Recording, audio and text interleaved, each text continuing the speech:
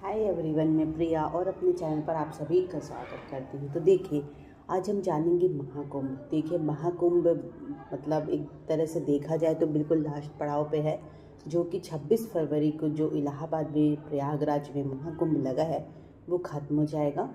तो देखिए, आपको पता है क्या महाकुंभ सबसे पहली बार कब और क्यों लगा था?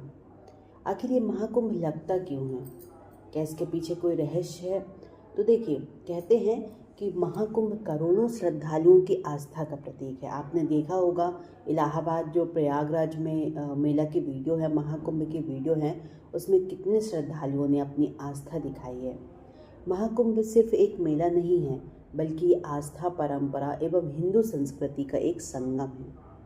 श्रद्धालुओं के लिए यह एक पवित्र एहसास है, जिसका इंतज़ार सभी श्रद्धालुओं को बेसब्री से रहता है।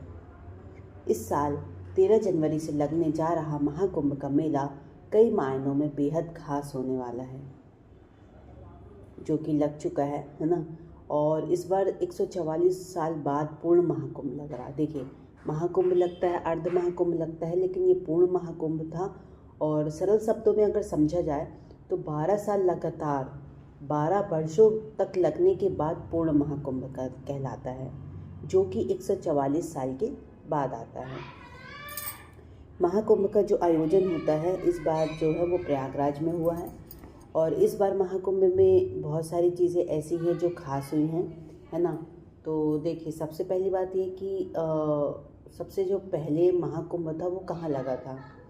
तो कहते हैं कि सतयुग में मतलब ये लगा था ये महाकुंभ। और वैसे तो किसी भी पुराण में इसको विस्तार से बताया नहीं गया, लेकिन कहा जाता है। अभी कुछ ये बहुत अच्छे से स्पष्ट रूप से नहीं आया है। अब देखिए, महाकुंभ का इतिहास क्या है। देखिए, अच्छे से समझिएगा। कुछ शास्त्र या कुछ ग्रंथ दोनों में बताया गया है कि जो कुंभ मेला का आयोजन है वो 850 साल से भी ज़्यादा पुराना है। शंकराचार्य द्वारा महाकुंभ की शुरुआत की गई थी। कुछ कथाओं में बताया गया है कि जो कुंभ है उसका जो आयोजन हुआ था, आपने देखा होगा समुद्र मंथन। अगर आप स्नातन में इंटरेस्टेड है तो आपको बहुत अच्छी तरह से पता होगा कि समुद्र मंथन क्या हुआ था उस दिन। तो देखिए, लेकिन कुछ विद्वानों का क्या कहना है कि गुप्त काल के दौरान से ही इसकी शुरुआत हो गई थी, है ना। लेकिन कुछ कहते हैं कि समुद्र मंथन के बाद ही कहा जाता है। और ये जो सन्यासी मतलब अखाड़े होते हैं वो संगम तट पर शाही स्नान के लिए व्यवस्था करते हैं ना। अब ले कहते हैं कुंभ मेले के आयोजन को लेकर क्या मान्यता है। तो देखिए दोस्तों, हालांकि कुछ ऐतिहासिक साक्ष्य तो ऐसा भी कहते हैं कि जिनसे सिद्ध होता है कि कुंभ का आयोजन राजा हर्षवर्धन के राज्यकाल में आरंभ हुआ था। प्रसिद्ध चीनी यात्री जो थे, है ना, जब अपनी भारत यात्रा करके बाद उन्होंने कुंभ मेले का आयोजन का उल्लेख किया था। जो राजा हर्षवर्धन थे उनका भी जिक्र किया जाता है। कहते हैं कि राजा हर्षवर्धन लगातार हर 5 साल में नदियों के संगम पर एक बड़ा आयोजन करते थे और अपना जो पूरा कोष था गरीबों और धार्मिक लोगों को दान में दे दिया करते थे। लेकिन कहते हैं कि महाकुंभ का समुद्र मंथन से जुड़ा है कुछ रहस्य। क्या?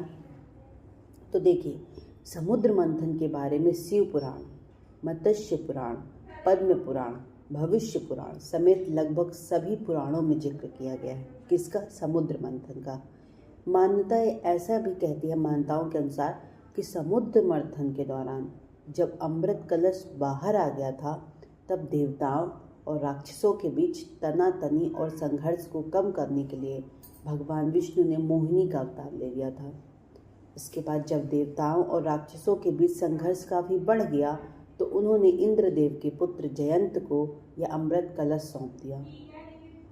जयंत जो कौवे का रूप धारण कर कर राक्षसों से अमृत कलश को छीनकर उड़ चले थे।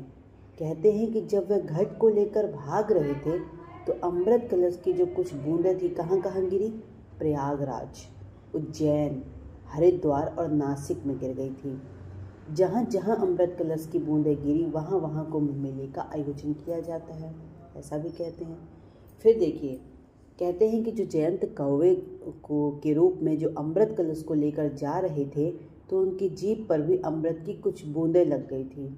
इसीलिए कहते हैं कि जिस वजह से कौवे की आयु लंबी होती है। और ऐसा भी कहा जाता है कि कौवा जब भी मरता है तो दुर्घटना में ही उसकी मृत्यु होती है। फिर देखिए, अमृत कलश लेकर जब जयंत भाग रहे थे तो कुछ बूंदें कहाँ कहाँ गिरी? प्रयाग, उज्जैन, हरिद्वार, नासिक, इसलिए उधर पर कुंभ लगता है।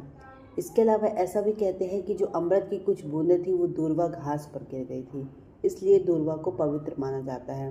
अपनी निजी भाषा में कहा जाए तो दूबा होता है, जो कि भगवान गणेश जी को अर्पित किया जाता है ना। सर्वप्रथम जो पूजनीय देवता गणेश जी को इसमें अर्पित किया जाता है। फिर देखिए, लेकिन कहने की बात यह है कि प्रयागराज में ही ज़्यादा क्यों महाकुंभ लगता है? तो देखिए, प्रयागराज में लगने वाले महाकुंभ का महत्व बहुत ज़्यादा अधिक माना जाता है। दरअसल यहाँ 3 पवित्र नदियाँ गंगा, यमुना, सरस्वती का संगम है, जिस वजह से यह स्थान अन्य जगहों की तुलना से अधिक महत्वपूर्ण है।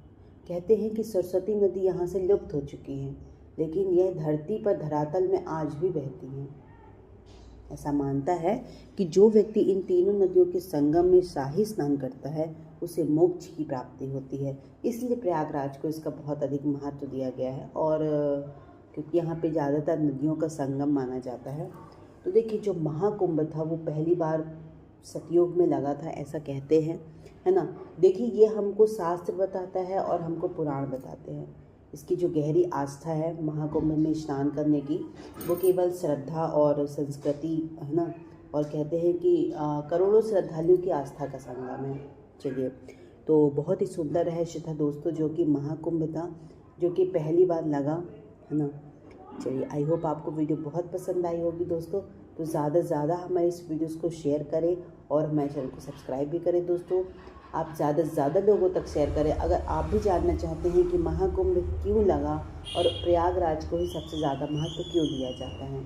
चलिए, बाय बाय दोस्तों, थैंक यू सो मच।